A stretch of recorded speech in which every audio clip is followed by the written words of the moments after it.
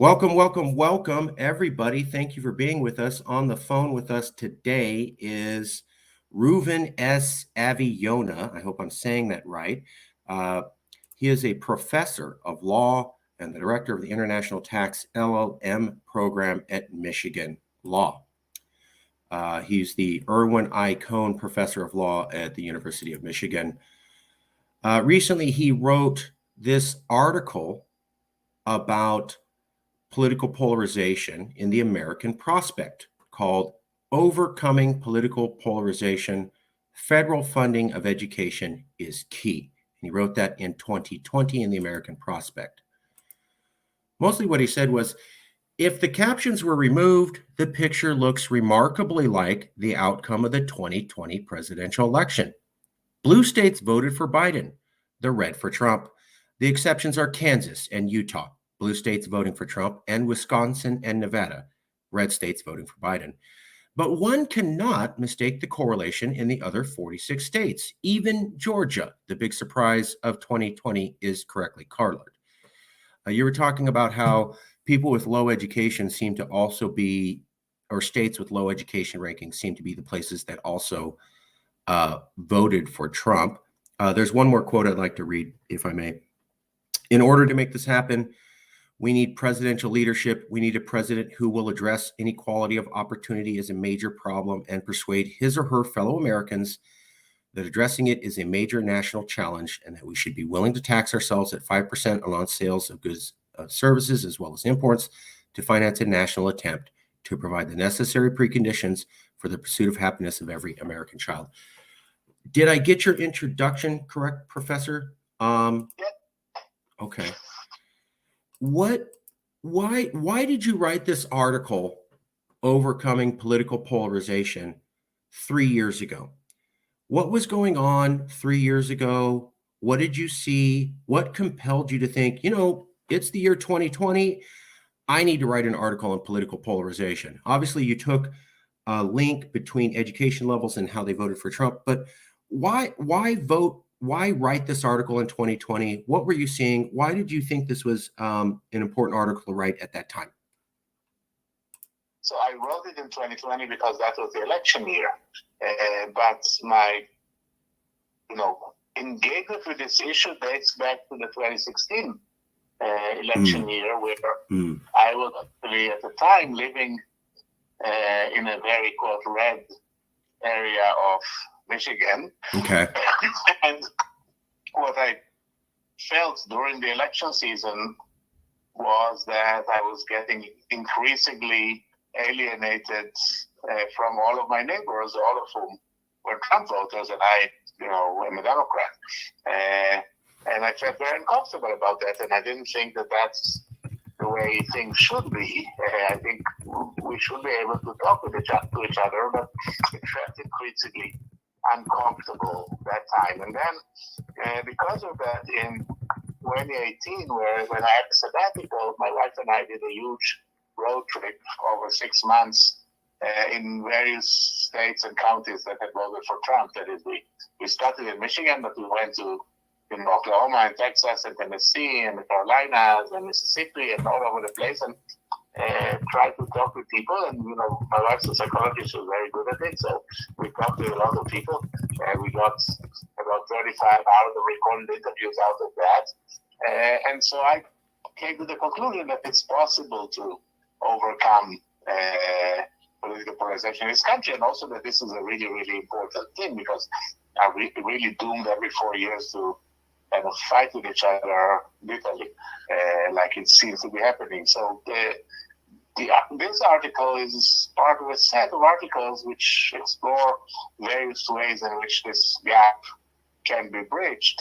I think education is very important, but I also think economic opportunity for adults is very important. And I wrote another article about how we can try to get more investment into the so-called heartland, that is the less developed areas of the non-coastal areas, the flyover states, including Michigan, and so on. And I always, a lot of my proposals have to do with the idea that my specialty is tax law, as you can imagine, that the federal tax system can play a useful role in bridging these kind of gaps. So this particular article was inspired, in fact, by something that happened even earlier when my daughter was in high school, and she went to a private school in the suburbs of Detroit, and they did an exchange day with Cass Tech, which is probably the best public high school, and verified the conditions there in terms of access to computers, not enough space in the lunchroom and various other things. And she asked me, why was that? And I said, well, do you know how education is financed in this country? And she said, no, of course not. And I said, well, yeah. Financed. In her case, it was financed by her parents, right? Exactly. I know how things are financed. Daddy and mommy pay for it, right? No, well, yeah, but there's a little bit more to it. Yeah. Right. So I explained to her the property tax system and how, even though there was an equalization attempt, it's not really equal and so on. And so then we did this whole article together that also got published, essentially exploring. So this was kind of the statistical background to this American Prospect article. The idea was to explore ways in which you can equalize spending. And the fundamental problem in Michigan was that it's inconceivable, because the state is so polarized along racial lines, it's almost inconceivable that the states will vote to essentially equalize educational opportunity in the city of Detroit specifically. And in addition, the amounts that are needed in order to essentially, the question was, what does it take to spend in the city of Detroit per pupil the same amount that is spent in, let's say, Bloomfield Hills or, one of the rich Detroit suburbs? And the answer was X amount, and it's something that's unaffordable for the state of Michigan. And that's where I came up with this idea, which is kind of my standard idea, namely that most of these problems, as far as pure finance are concerned, could be solved if we had what every other rich country has, which is a value-added tax or a goods and services tax. Right. At the federal level. I apologize for interrupting, but I want to make sure I understand, and the audience gets to correct me if I'm getting this wrong, Professor. Did you say that you don't think the plan you proposed would work in Michigan because it's too racially polarized, or did I mishear that? The problem is that there's a long history of animosity between the suburbs of Detroit and Detroit. Okay. And that's very well documented. It's probably the most segregated, or one of the most segregated areas in the country. And if you drive from Detroit along the river, and the moment you cross into Grosse Pointe, you can see the contrast where Detroit's that area in particular is very poor, and Grosse Pointe is very rich, and it's along racial lines, basically. It used to be completely along racial lines, and a little bit less. And so that's why attempts to create a unified school district, for example, that includes both the suburbs and Detroit, failed. In the attempts of equalizing funding also failed, and the legislature at Lansing, the Michigan State Legislature, has consistently blocked attempts to use Michigan-wide taxes to fund, to raise the level of education in Detroit, which is, the public schools, they are, most of them are among the worst. And even the good ones, like Cass Tech, have an awful learning conditions. So much so that some federal judge said that this is a constitutional violation, although that, of course, Yep. I remember there was the UN special rapporteur came and did a tour of America when Obama was president. You almost never saw this in the media because they didn't want to cover it. And he basically said parts of America are third world.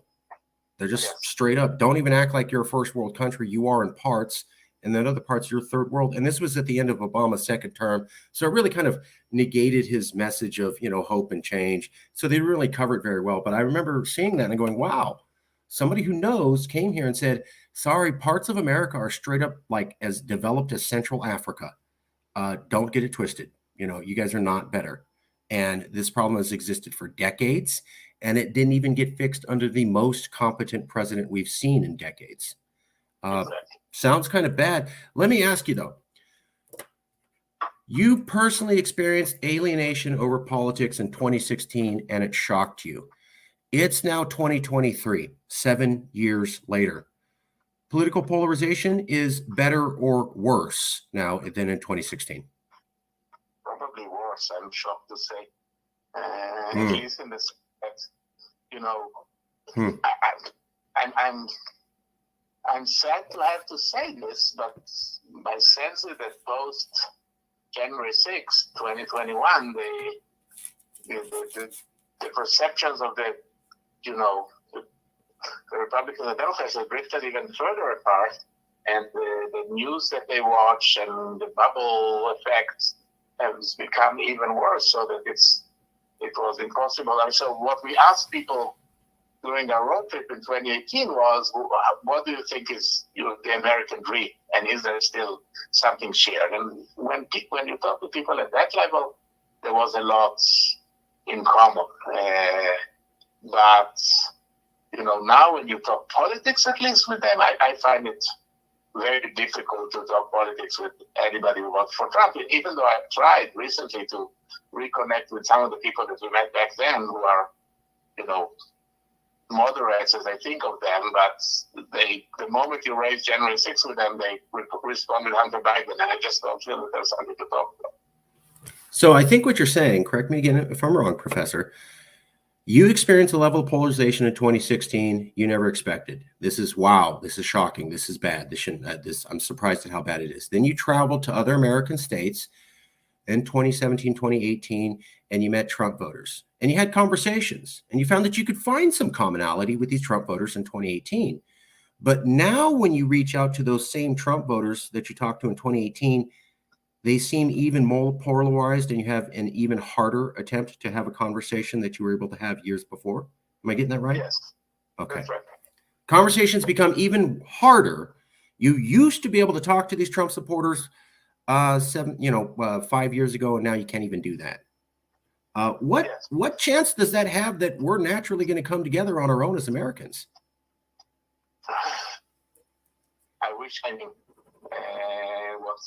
what could fix this. I mean, as I said, I think education is one thing. I think part of the problem is that there is no common set of values that is inculcated in the public school. I mean, the whole idea of having public schools, and the United States was a pioneer in having public schools for everybody, was that there would be a shared base of knowledge that every citizen, however much education they get after grade school, will have, that their understanding of civics and American history and so on will be common. And now even that has broken down, both in terms of different textbooks are written for California and for Texas and that sort of stuff. Right. But on a more fundamental level, I think it's the resource inequality that I've people that I talked with during that trip showed such a profound, I would have to say, and these are people who were high school graduates, lack of knowledge of even the most basic facts of American history that I was genuinely. Yeah. I've said that. I've said to a lot of people, if we just had every single American high school student have to pass the immigration test, we'd have no civic problems in America, because immigrants, I'm in California, we have tons of immigrants. Immigrants typically know more about how the government works, how America works, than your average high schooler. That's just what I've seen. Exactly. To give the same test we give to immigrants. You don't get to come into this country if you know this stuff. You don't get to graduate high school if you don't know this stuff. I see a lot of ignorance. We cut civics, we cut government. I remember being a kid in the 1990s, and they were cutting these things that had been part of high schools for generations. Civics, debate, government. 30 years ago, they cut that. Now we have one of the most ignorant populaces of how the government works ever. Maybe there's a connection between we cut these school subjects in high school, and then we get stupid adults who don't know how it works later. Exactly. what so obviously you heard about Marjorie Taylor Greene and her call for national divorce on President's Day. You wrote this article in 2020. She made that call 3 years later, recently.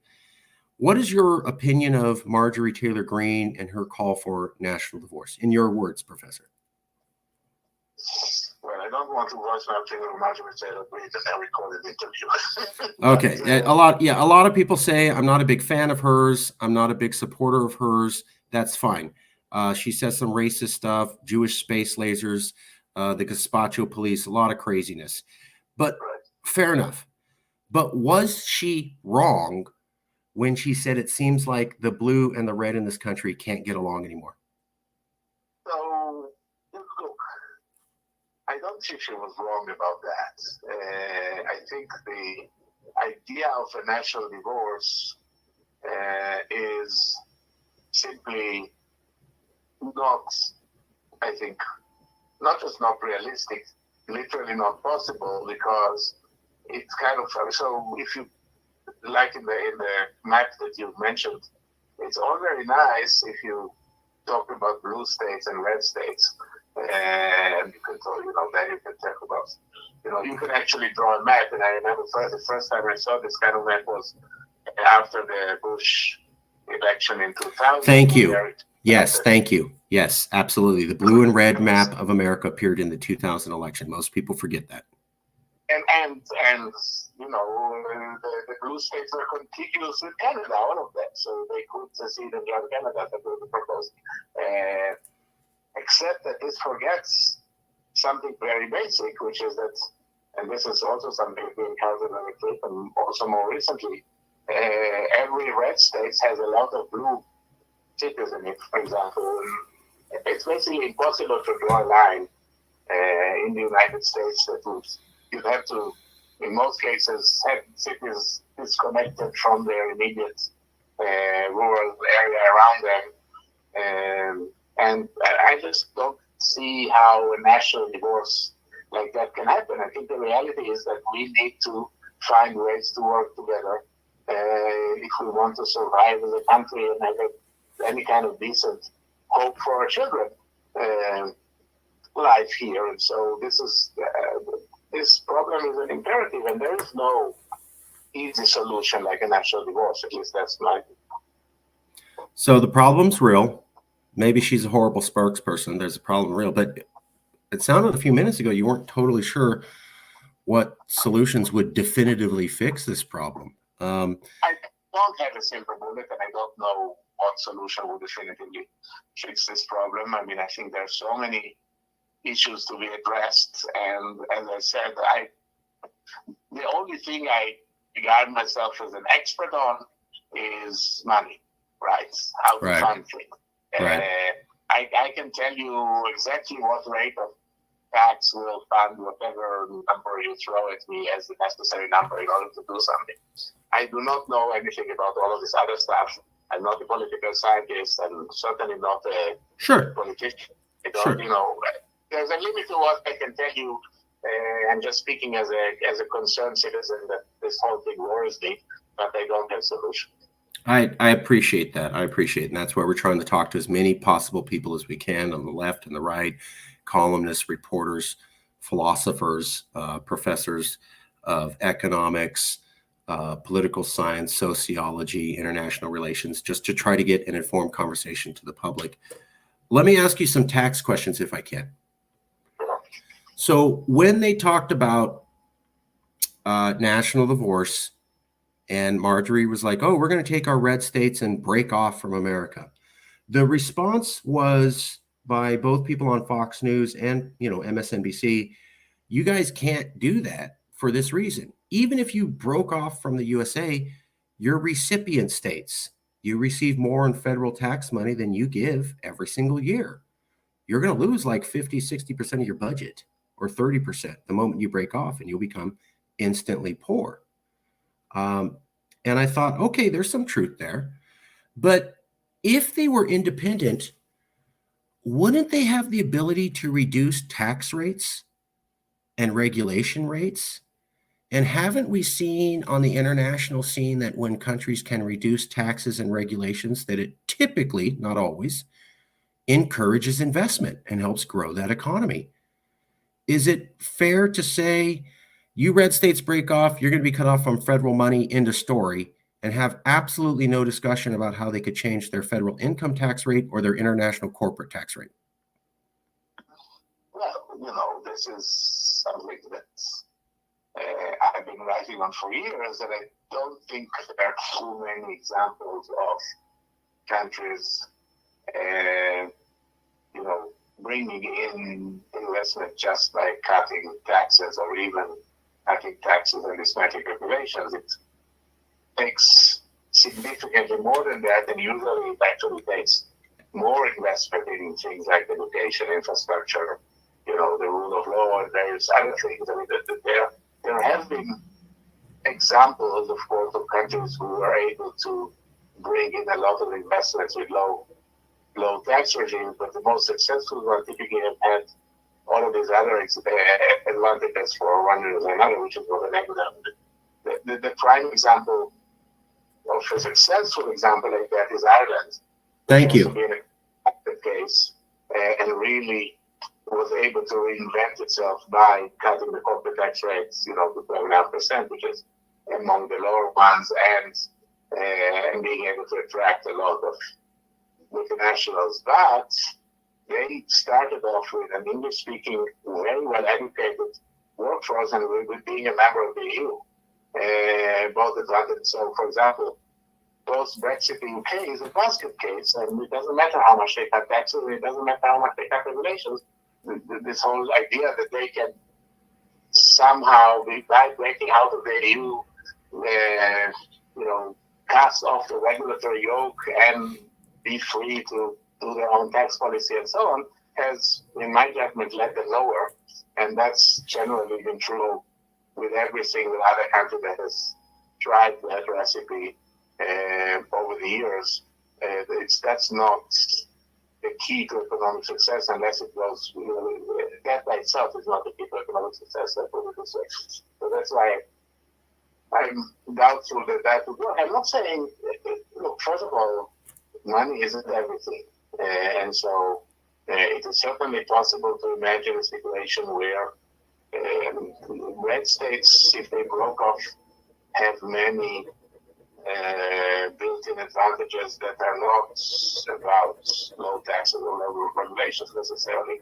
They're more about things like, for example, geographic locations. There's a reason that a lot of people want to migrate to the Sun Belt, and it's not about taxes and regulations primarily. It's about the fact that living conditions there are nicer than in the Northeast or the Midwest in the winter. And that's just one thing that they have going for them.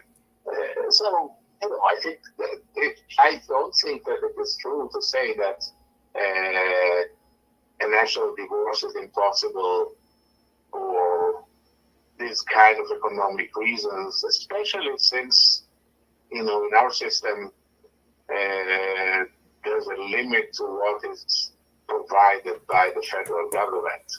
It is true that, there are inner states and paper states or whatever, but it is also true that a lot of the things that make for, like education, for example, it's, contrary to what I propose, is definitely not funded by the federal government. In fact, it's very much funded at the local level. And most of the other things that make your life, that make a difference in the quality of your life are funded either by the state or the locality. And so they don't necessarily need the federal money for that. So I don't think that's the issue. I'm doubtful that they could get there by cutting taxes or regulations, because frankly, they've already done that. I mean, a lot of red states, for example, have no corporate income tax at all. And plenty of them have, very, very lax regulatory regimes. And the growth rate that they experience is typically higher, but I am not sure that that's the only main reasons. But in addition, I don't think that I I'm not sure that they can go any lower if they were divorced. I mean, it's not as if the federal government, in fact, we have a very lax federalism system in the sense that the Supreme Court and the Fed, the Congress, basically never interferes with the internal tax regimes of states or with the regulatory regime either. I mean, there's the federal regulation that applies to everywhere. That's what I'm talking about. That's the question. Yeah, I'd like to ask you about. So, if I may ask, I'm sorry. But what I don't know, again, this is not strictly a tax topic. I don't know how well how good the correlation there is between higher or lower federal regulations and higher or lower economic growth, and how can you test this given that the federal regulations apply? You know, Sure. You don't put test case of a part of the United States or federal regulations don't apply. Let me ask you a few clarifying questions just so I can understand. Ireland did well because they were in a trade union with the EU, they were educated, and they were English speaking, and they had low taxes, the 12.5%, basically the lowest in the world. And that collectively helped it. We could at least say that the low tax corporate rate was a big part of their economic boom. I would also double down on that because the European Union is making Ireland raise their tax rate because they feel it's economically unfair to the rest of them. We could say that there is something to having a low corporate income tax rate that you cannot get as long as you're part of the federal level. Like you said, the federal regulations apply to all the states. So if you were actually independent, you could theoretically make your rate as low as Ireland's. Obviously, it's not the full picture, but is there something to that? Ireland used low corporate income tax rates to help grow their economy in addition to other factors, and that the rest of the EU views that as an unfair advantage to the Ireland, and that's why they're all trying to raise an EU-wide corporate tax rate to remove that benefit for Ireland. Is that a fair summary? I mean, I think it's certainly fair to say that there is now not just EU-wide, but the global tax, corporate minimum tax deal at 15%, which will require Ireland to raise it by 2.5%. Yes. And that is driven not just by Ireland, but all of these other locations that have even lower. I mean, 12.5 is low by EU standards, but it's obviously there are lots of places with zero tax. But my point is that this would not, neither the original lowering, fundamentally the lowering of the Irish corporate tax to 12.5% would not have attracted any investor to Ireland, I believe, if they did not have these other conditions that are less under the immediate control of the government, namely, as I said, a well-educated workforce and access to the biggest market in the world. And English speaking. And English speaking. Yeah. I mean, all of this really attracted, especially the American multinationals to set up shop in Ireland. And one smart thing that the Irish did is that they said, you can't just shift your profits here. You have to actually hire Irish people and, get them to work. And so all of these, Apple and Microsoft and so on, they actually employ thousands of people each in Ireland, which I think was a very smart thing to do because there are advantages of working with this kind of large corporations. So it's a complicated question, and then this is something that people definitely can disagree with. I mean, I think one interesting question is: do actual tax havens with a zero income tax succeed? And you can debate the extent to which that is true. Sometimes, I actually think the best American example of this, but this is something that we took away, and this is, I think, an argument in favor of what you are saying, is Puerto Rico. Thank you. I was going to ask you about Puerto Rico and how they have no federal income tax. In '96, they didn't have to pay. There was no corporate tax basically for American multinationals investing in Puerto Rico at all. And then we took it away from them over this 10-year period between 1996 and 2006. And in my judgment and the judgment of a lot of economists, there's been a basket case ever since. This was it. And I wrote a whole article about how these kind of regional development incentives that are based on the tax system can actually and do actually work in attracting investment. And it was the same in, and even though the federal corporate tax does apply, nationwide, local tax benefits have been successful in attracting investment into various places that did not have investment before, and sometimes that really worked very well. One of the places that we visited on that trip was Spartanburg, South Carolina, which has the headquarters of BMW, and that has succeeded tremendously.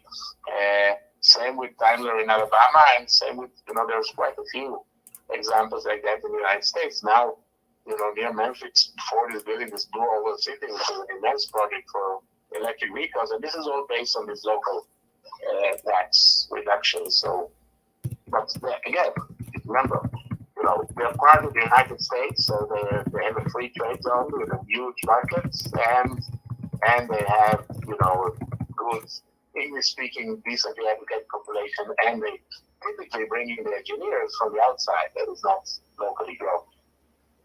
That's all I was getting at, was that I saw, so Governor Jerry Brown was governor of California a couple of years ago, and he traveled to Ireland, and he criticized a lot of the companies there because almost all the Silicon Valley companies based in California weren't technically based here. They were based in Ireland because of the tax rate. And so Ireland was getting all these taxes that, and now I'm hearing, and employment that could have gone here. And it was so much our governor flew out there to go, wow, we are losing a lot of money because you guys are acting like you're not California companies and you decided to move here. Tax money that would have gone to us, and they went there for the tax rate. I also remember the Jake Paul, Logan Paul. They're kind of YouTube youthful guys, but they're very famous and they have a big following on YouTube. And they both moved to Puerto Rico.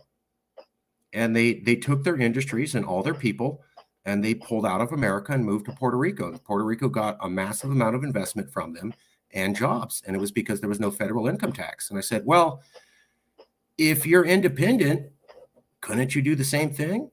I saw Ireland take away our companies. I saw Puerto Rico take away some of our YouTube stars. Couldn't an independent Southern Confederacy, or not a confederacy, but a breakaway Southern province, isn't this allowable to be discussed, that they could set separate tax policies once they're independent from America? I mean, the question, yes, they can set separate tax policies, but will they also be able to have a free trade zone with America that they lack? Fair. That I think is the key. Puerto Rico, of course, had a quote free trade zone with the United States in the sense that there are no tariffs on products from Puerto Rico, and Ireland had that with the EU. I also am not, and Jerry Brown with Ireland, so you need to distinguish. Ireland was primarily the location of immense profits for these companies that did not go with actual employment. I mean, these profits, quote, belong or were earned in the EU and in the United States, and were shifted artificially to Ireland using things like the big famous Google double Irish tax sandwich. And the Irish, in order to as a condition of giving the multinationals the ability to use these tax rates, force them to employ people in Ireland. But the numbers are still low. I mean, we're talking about a few thousand for each of these multinationals. Okay. Each of these employees, in terms of how much profit they generated, it's many, many, many, tens of millions sometimes, simply because the amounts involved are so large, and they were artificially shifted to Ireland, which is why, both the EU and the United States and, the OECD and the G20 and so on are trying to eliminate that part of the scheme by having this 50%. They're jealous that they're doing too well. That's, hey, didn't the Irish survive a famine? Maybe we could let them have a couple decades of good times. I mean, They survived a pretty bad famine in the 30s, if I'm not mistaken, almost killed them off. I think they have a. We should give them a little bit of a easy break. We're winding down, and I really appreciate you engaging in the economic questions. Thank you, Professor. I want to ask you a few more questions as just someone living in America. I understand you're not a professor on political science or sociology.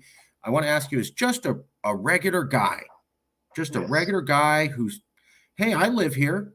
I'm concerned about where we're going to.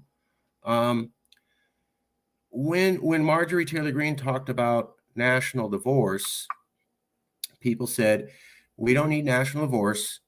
We need more federalism or marriage counseling. What do those options look like in your opinion as just a regular person? What does marriage counseling look like for our divided nation? And can we even have more federalism in America? Would that even work to solve this problem? I think we can probably have more federalism. If by federalism you mean delegating more stuff from the federal government to lower level of government. Yes, Professor. Yes, Professor. Yes. We do that relatively a lot, but there is probably more that can be done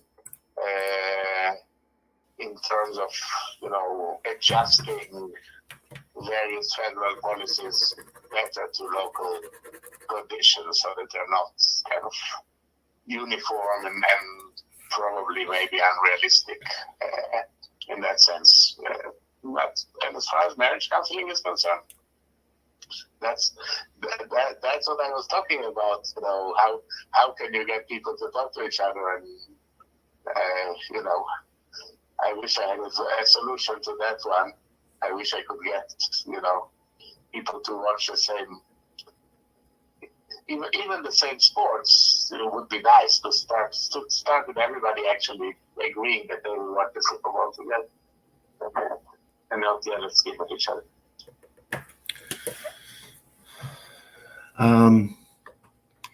We saw there was a decision by the Supreme Court on Roe v. Wade, the controversial decision on if a woman has a right to have an abortion or not. That the Supreme Court did not ban the right to have an abortion. They kicked it back to the states. And what shocked me was I saw the Republican Party, which has been the party of federalism. Let's reduce power from the federal government, give it back to the states. Like you said, let's reduce it down to the local level. And this is the Republican Party. They've been saying this for decades. This is the problem. We don't, as Ronald Reagan said, I'm from the government and I'm here to help is a fear all Republicans have. So they've always talked about reducing federalism. Roe v. Wade happens by the Supreme Court. It kicks the power back down to the states. And then the first thing the Republicans do is say, well, giving the power back to the states isn't good enough. We need a national abortion ban. If you're the only party in America that's been pushing federalism, and then the chance comes where the Supreme Court gives you federalism and you reject it and say, I don't want federalism, I want to impose my will across the whole nation, what chance do we have that we're going to pursue federalism? I mean, the main party that was all about it completely pulled a 180 and contradicted themselves. Right. I agree. If the party that's pushing federalism doesn't believe in federalism, what chance do we have that we're ever going to get more federalism? I don't know. Am I optimistic? No. I'm not optimistic about our prospects of ever actually being able to heal these rifts precisely for reasons like that. And because, there are other things that are related to it, which is the way that we choose our politicians, both in terms of the financing part, but also in terms of, the fact that, we gerrymander ourselves into positions that essentially every politician in the country only needs to cater to the base. Right. Because the vast majority of them are really safe districts, but they cannot afford to alienate the base because then somebody will, bypass them from the left or from the right. So we've lost the center And that too, I mean, there's been movements. Michigan actually is interesting in this sense because we passed by referendum a law that's abolished, and I think it's true in other states, that abolished partisan gerrymandering in favor of a citizen commission that will draw the lines and so on. And that's been, I think, remarkably successful in pushing politics in Michigan much more towards the center where things actually are, as opposed to the extremes. I think our current governor, for example, is very much the kind of centrist that I tend to like. She's definitely not extreme one way or the other. So there is some hope. Okay, we're winding down. Let me ask you, is there any links you would like to give? Would you like to tell people where they can read more of your material or look you up? Is there any videos you'd like people to watch or anything you want them to see or contact you? No, look, my contact information, like most professors, is easily ascertainable online. All of my papers, everything I've ever written, is on something called ssrn.com, which is the Social Science Research Network. If you just, put in my name in there, they will have, like 100 papers on there, and you can just pick and choose if there's anything that looks interesting to you, including, this one about education and every other thing that I've ever written. Okay. Here's the question I like to ask everybody that I'm able to do an interview with. I'd like you, Professor, if you're willing, if you could picture someone watching this interview. And we've been talking for a few minutes, and they watched it and they were interested. But 5 days from now, they can't clearly remember everything in the interview, but they're saying to themselves, I saw this interview and there was this really interesting professor, and I don't clearly remember, but he said this one thing and I can't get it out of my head. What is that sticky thought you'd like to leave America with, Professor? The one thing that I keep repeating is that this has been my cause for many years now. Don't listen to anybody who tells you that we cannot afford something. We're an incredibly rich country. We can afford anything that we want. It's not a matter of not being able to afford it, regardless of what people in Washington sometimes pretend that, we are undertaxed compared to most other countries, and we are a very rich country. We can afford whatever we want. We just need to decide what we want. That's the one thing. I haven't heard anybody say that before. That's really interesting. That's really interesting. And you're the kind of person who can make that statement, your background in tax law. So interesting. That's fascinating. We're trying to keep this conversation going. Is there anybody who's thoughtful? They're on the left, they're on the right, they're a reporter, they're an activist, they're a professor. Is anybody who might be willing to be part of this conversation we could reach out to? Oh, there's this guy that I was thinking about while we were talking. He's one of the people that we met on the trip who's a very thoughtful Republican. His name is Michael Render. He lives in Tulsa, Oklahoma, and I can send you his information. He has very interesting thoughts about this topic. Please do. I will email you in about an hour or two, Professor, with a link to this video. If you could give me his contact info, I would deeply, deeply appreciate it, sir. Wonderful. Thank you very much. Thank you. That'll be it. I will email you soon, Professor, and I appreciate it. Sure.